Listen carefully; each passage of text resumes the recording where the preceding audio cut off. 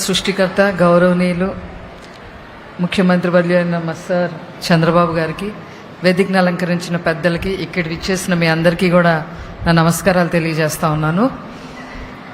2019-2024 వరకు జగన్మోహన్ రెడ్డి గారి ప్రభుత్వంలో ప్రతి చేనేత దినోత్సవం రోజు కూడా చేనేత కార్మికుడు ఆత్మహత్య చేసుకోవటం అనేది ఆనవాయితీగా మారింది. అనేక రకాలుగా ఇబ్బందుల్లోకి తోసేసిన వ్యక్తి, చేనేత వర్గాన్ని ఇబ్బందుల్లోకి తోసేసిన వ్యక్తి జగన్మోహన్ రెడ్డి గారు.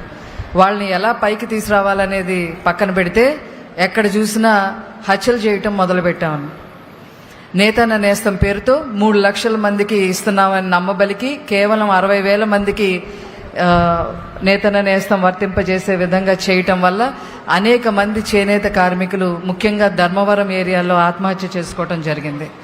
అంతేకాకుండా ధర్మవరం నుంచి ఇక్కడికి వచ్చి ఒక చేనేత వ్యాపారి సరుకు ఒక వైసీపీ నాయకుడికి అమ్మటం జరిగింది.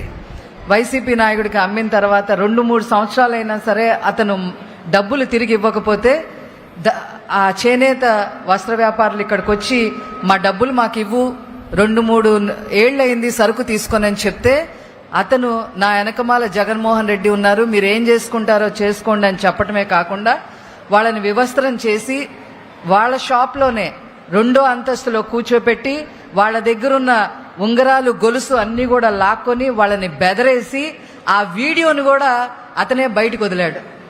అతను ఒక వైసీపీ నాయకుడు. వాళ్ళు భయపడిపోయి ధర్మవరం పారిపోతే వారు ఎక్కడ ఆత్మహత్య చేసుకుంటారో అని చెప్పి ఆనాడు నారా చంద్రబాబు గారు, అదేవిధంగా లోకేష్ గారు నన్ను ధర్మవరం పంపించడం జరిగింది. అదేవిధంగా ఒంటిమిట్టలో ల్యాండ్ టైటిలింగ్ యాక్ట్ అప్లై చేసి ఒక చేనేత కుటుంబం ఆత్మహత్య చేసుకునేలాగా చేశారు. అంతేకాకుండా ప్రొద్దుటూరులో ఇసుక మాఫియా గురించి ప్రశ్నించారని చెప్పి ఒక చేనేత కుటుంబానికి సంబంధించిన నందన్ సుబ్బయ్య అనే వ్యక్తిని నడి రోడ్డు మీద నరికి చంపేయటం జరిగింది. ఇలా ఎన్నో ఉన్నాయి.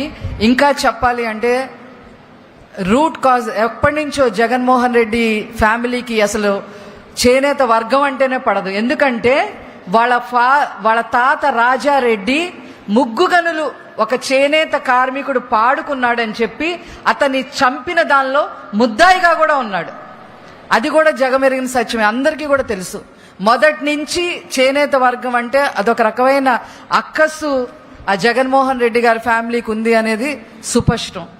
మరి ఆప్కోని బలోపేతం చేయటం కానీ, జనతా వస్త్రాలు స్టార్ట్ చేయటం కానీ, అదేవిధంగా కేంద్ర సహాయంతో వచ్చే పథకాలన్నిటిలో కూడా మరి సబ్సిడీ యాడ్ చేసుకుంటూ అనేక పథకాలు ఇవ్వటంలో కానీ, అదేవిధంగా నూలులో సబ్సిడీ ఇవ్వటం కానీ, ట్రిపుల్ ఫండ్ ఇవ్వటం కానీ, థ్రిఫ్ట్ ఫండ్ ఇవ్వటం కానీ, 100 కోట్లు రుణాలు మాఫీ చేయటంలో కానీ, చేనేతలకు ప్రత్యేకంగా పెన్షన్లు ఇవ్వటం కానీ, ఈ పావలా వడ్డీకే రుణాలు ఇవ్వటం కానీ, ఇది ఏమైనా జరిగాయి అంటే అది ఒక్క చంద్రబాబు నాయుడు గారి హయాంలోనే జరిగాయి అని చెప్పడానికి మేము చాలా గర్వపడతా ఉన్నాం.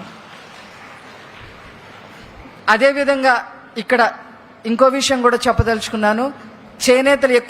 చేనేతలు మగ్గం ఉన్నవారు ఎక్కువ ఉన్న మంగళగిరిలో కూడా అనేక రకాలు 27 రకాల సర్వీసెస్ ఇవ్వటంతో పాటు గత 5 సంవత్సరాల నుంచి ఒక ప్యారలల్ గవర్నమెంట్ నారా లోకేష్ గారు నడపడం జరిగింది.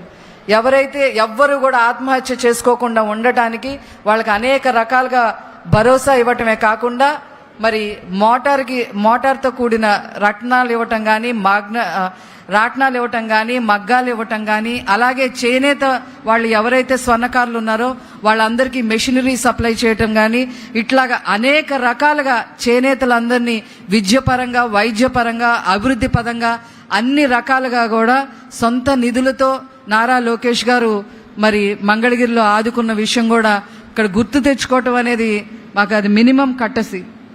వారికి కూడా, లోకేష్ గారికి కూడా ఈ సభ ద్వారా ప్రత్యేక ధన్యవాదాలు తెలియజేసుకుంటూ నాకు ఈ అవకాశం ఇచ్చిన పెద్దలకి నమస్కరిస్తూ సెలవు తీసుకుంటాను. Thank you.